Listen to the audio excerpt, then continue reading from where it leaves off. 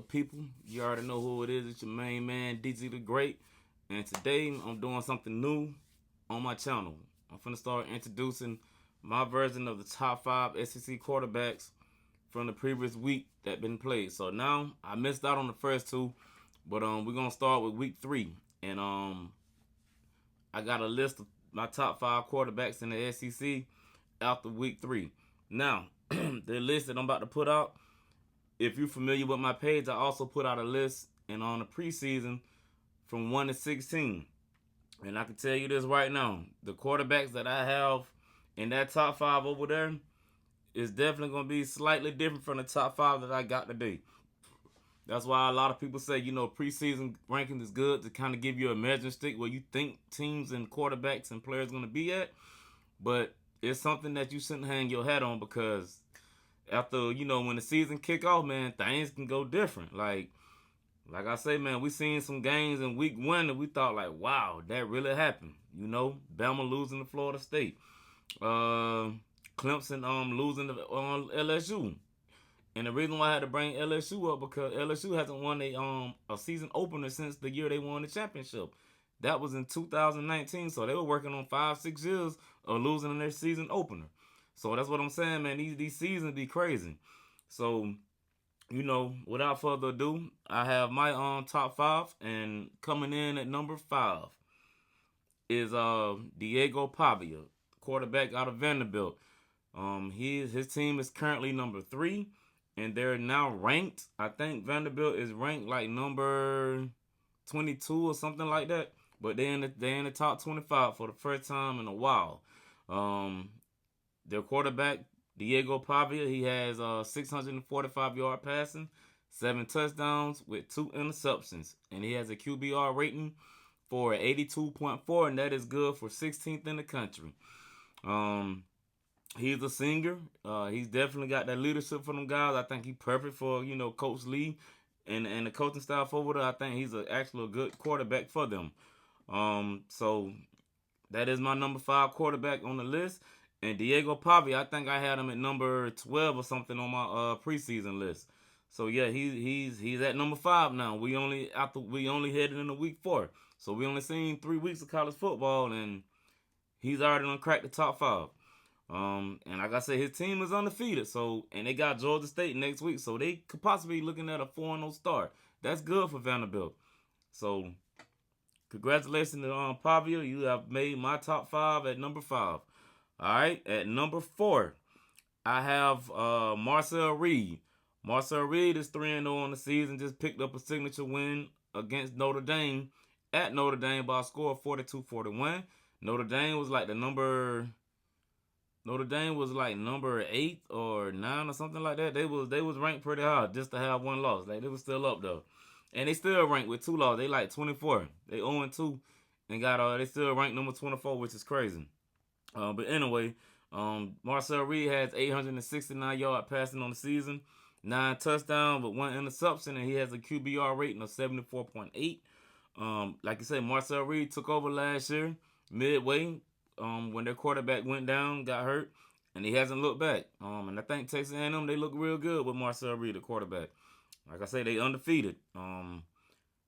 Yeah, this is going to be one of them another seasons, man, in the SEC where it's going to be a lot of entanglement up top for those top 2 teams. So each week, victory is vital. You have to handle business. Yeah, because this thing top heavy this year.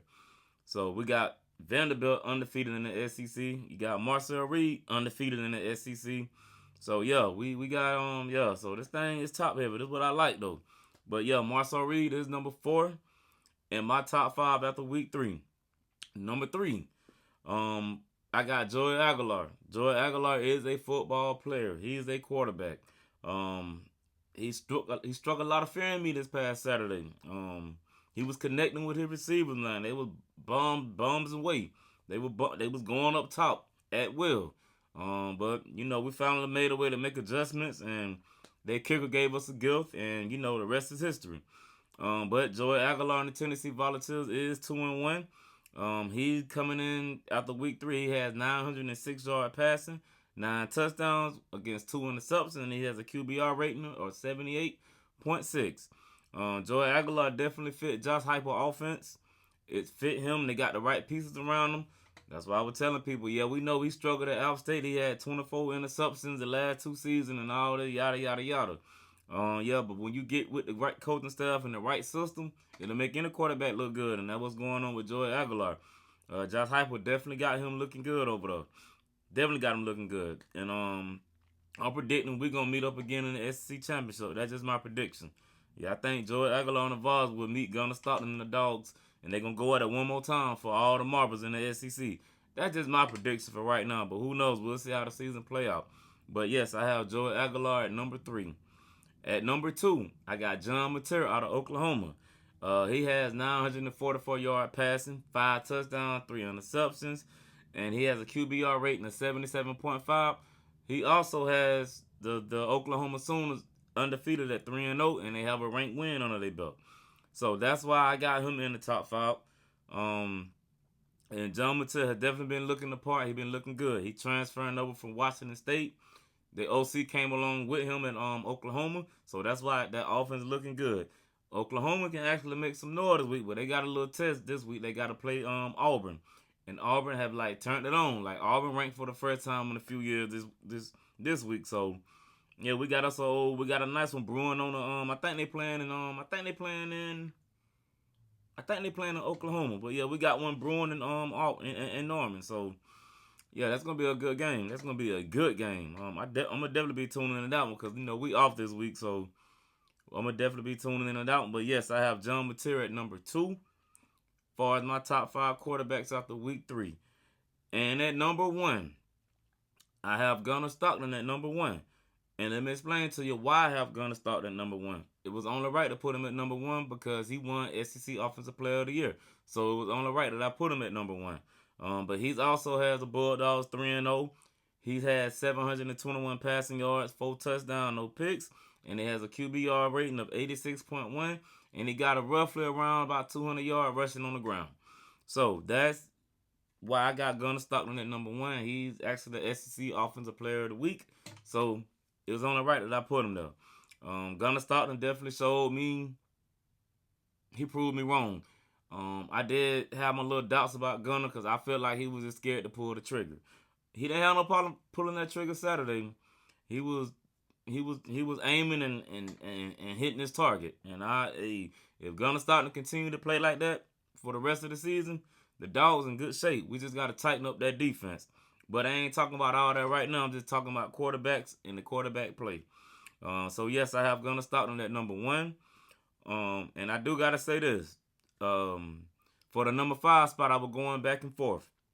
And I'm gonna have to do an honorable mention because he has turned his game on since week 1, and that is Ty Simpson of Alabama.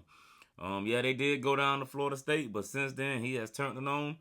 He has 862 yards on the season, passing, touchdown, 9 touchdowns, no interceptions, and he got he got 9 touchdowns and 0 interceptions, and he's 81.2 QBR rating. In his last 2 games, I want to say Ty Simpson is like 41 or 46 for like 600 and about 20-something odd yards, something like that. It's a crazy, crazy stat number. Yeah, they played UNL Monroe in Wisconsin, but at the end of the day, man, you still got to execute. I mean, he executing at a high level. So it looked like him and Ryan Grubbs done went back to the drawing board and Kalen DeBoer, and they done got that offense humming. So look like Ryan Williams back in rare form to go along with Jeremy Bernard. So we'll see what's going on with Alabama. Have they turned it around, or is it just the caliber opponent they playing? Anyway, I'm just going off the numbers, and Ty Simpson is my honorable mention quarterback for this week. He could have easily been in the top 5. Easily. But he has no ranked wins. Diego Pavia got a ranked win on the road, so that's why I put Diego Pavia at number 5. So that will conclude my top 5 for this week. Top 5 SEC quarterbacks after week 3. Don't forget to like the video and subscribe to the channel. And you already know when it comes to DG the Great, it's all about them dogs. Go Dogs.